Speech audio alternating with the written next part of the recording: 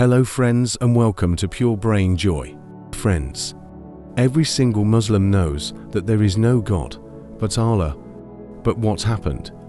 When disbelievers try to challenge Allah in this video, I'll tell you the story of the people who challenged Allah Almighty and then what happened to them. So let's start. Namrud, the tyrant who challenged Allah.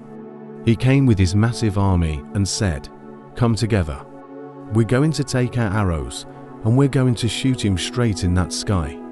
From where the revelation comes to Ibrahim, and he got his whole army up and he said, "Come on, you call yourself God. Well, if you're there, I challenge you." So this tyrant challenged God, so he shot arrows and said, "Come on, fight me. Where are you?" Allah said, "Okay, you want to fight." Allah sent down mosquitoes. You know, when these mosquitoes came, there's so many hundreds and hundreds and hundreds of them all over the place. The soldiers were running everywhere. And Nimrod is also running. And you know what happened?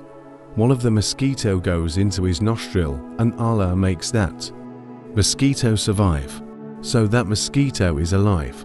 And it's somewhere inside his brain. Nimrod, the tyrant of the earth who wanted to challenge Allah, got a living mosquito inside him, and that mosquito is sucking blood. Every time it sucks blood, he whacks his own head, so the mosquito is buzzing inside his head. He's going mad with so much pain inside. He tells his soldier, "Hit me," and he hits him. Then he rests for a little while, and he says again when a mosquito buzzes, "Hit me," he hits him. So this soldier just standing there hitting the King Nimrod. Now the whacks are getting harder. And this guy is taking a lot of blows on his head because of this mosquito. In the end, so he whacks this king, and by hitting him so hard, Namrud collapses on the ground dead. Thomas Andrew, the owner of Titanic, he was so much overconfident that he challenges to Allah Almighty and said, "Not even God could sink the Titanic, but what happens afterwards?"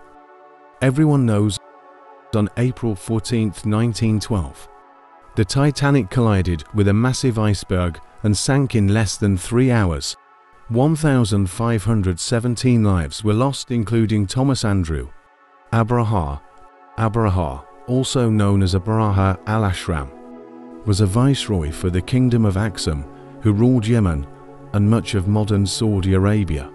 In the 6th century, Abraha's anger has no boundaries. He decided to destroy and desecrate the Holy Kaaba. He marched towards Mecca, leading an enormous army.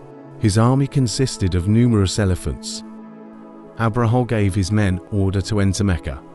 The Meccans were instructed by Abdul-Muttalib to evacuate the city. Abraha led his army, a large elephant army, lead towards Mecca. Surprisingly, his own elephant refused to move. When he saw the Kaaba, he ordered to demolish them, and then army of Allah came from the western side. A cloud of tiny birds called ababil in Arabic covered the entire Abraha's army. There were 3 pebbles in each bird. The birds released a rain of pebbles, and within minutes, the entire army of 60,000 soldiers were completely destroyed. Abraha later died in Yemen from the injuries he had in that incident. Pharaoh was the ruler of Egypt. During the time of Prophet Musa, peace be on him, he proclaimed to be the God, and he ordered everyone to obey him. As soon as he came to know about the arrival of Musa, peace be upon him, he started killing newborn male babies. But Musa, peace be upon him, appeared on Allah's order. When Pharaoh came to know about Musa, he set out with his army to martyr him. When they reached the Red Sea, Musa, peace be upon him, and his followers crossed the river. But when they tried to cross, Pharaoh with all of his army drowned. Allah Almighty has made his body a sign of lesson until the day of judgment. Stephen Hawking, a brilliant British physicist and cosmologist, revolutionized the understanding of black holes and the universe. But besides that, he also claimed and said, "There is no God, No one directs the universe.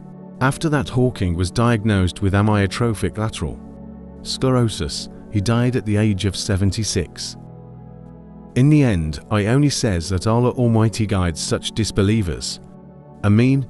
Make sure to subscribe, like, share and comment.